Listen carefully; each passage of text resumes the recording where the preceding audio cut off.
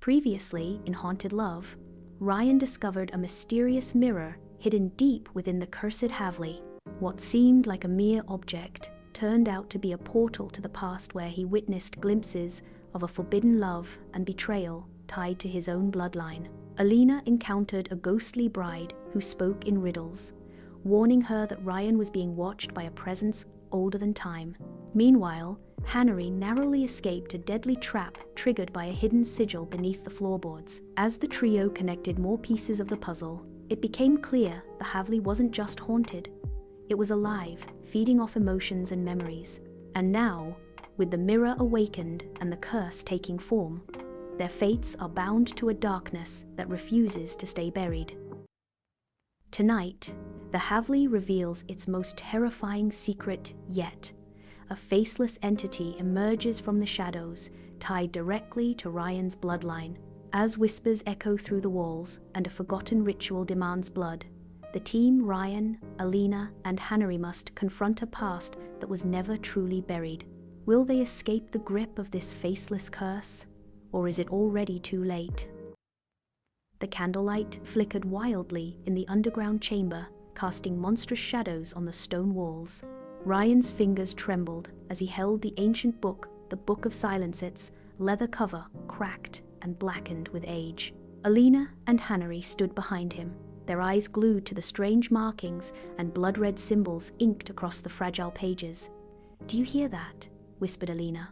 Whispers, not just from the book, but from the walls, the floor, the ceiling, from the air itself. Hannery pointed toward a crumbling archway at the far end of the chamber.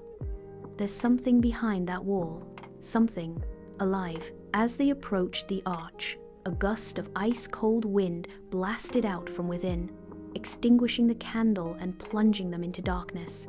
Ryan lit his lighter. Its tiny flame revealed a figure, a tall, shrouded form with no face, just skin, smooth and blank like melted wax. The faceless entity stood motionless at the edge of a circle, inscribed in chalk and symbols on the stone floor. "Who are you?" Ryan asked, his voice barely above a whisper. The figure didn't speak.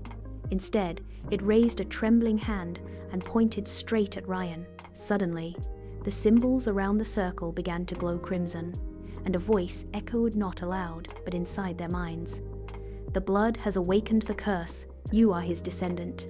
And now, you must suffer as he did." Alina screamed as the entity took a step forward, its presence so oppressive that the walls seemed to tremble. Hannery pulled her back while Ryan, drawn by some invisible force, stepped closer.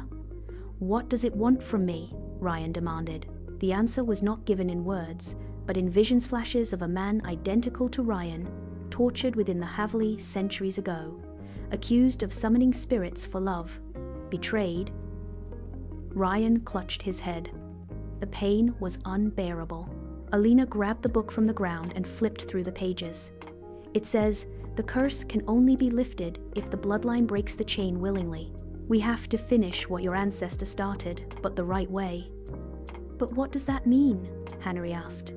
Before Alina could respond, the faceless figure lunged toward them. Ryan shouted and instinctively held out his hand, and the figure froze mid-air, trapped in some kind of invisible force.